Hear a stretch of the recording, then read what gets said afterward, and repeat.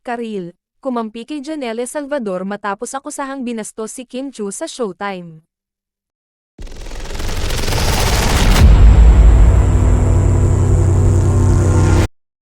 Ipinagtanggol ng It's Showtime host, singer na si Karil ang actress-singer na si Janelle Salvador sa gitna ng mga pambabatikos na natatanggap ng huli matapos ang kanyang guesting sa It's Showtime.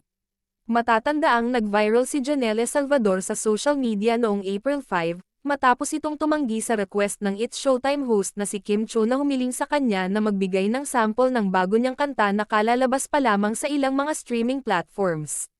Sample naman Janelle sa bago mong hiling ni Kim Chu kay Janelle Salvador. Hindi pa man natatapos sa request si Kim Chu kay Janelle Salvador ay kaagad itong tinanggihan ng aktres dahil paus siya at sina Kim Chu na lamang ang kumanta at magbigay ng sample para sa madlang people. Medyo paus ako today, kayo na lang.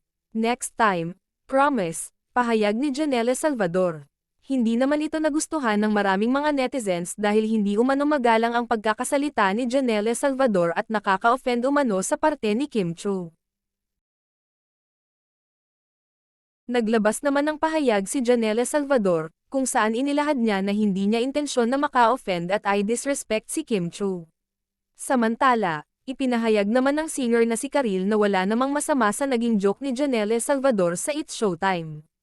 Inilahad din niya na may karapatan naman si Janelle Salvador na tumanggi sa request lalo na kung hindi naman maayos ang nararamdaman nito. It's just that Janelle is not feeling so well, and she's preparing for her big concert. And she's doing movie press. Siguro she's not able to really rest and recover properly.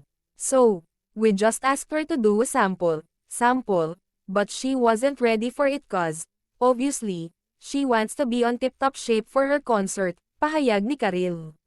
So, yeah, it was like a little moment that, parang maybe to some people online, it meant something. But, she just really couldn't sing at that moment, dagdag pa ni Karil. Naniniwala rin si Karil na ang ibig sabihin ni Janelle Salvador sa ipinahayag niyang kayo na lang ay reference niya sa moment sa pagitan nila ni Kim Chu at Ann Curtis.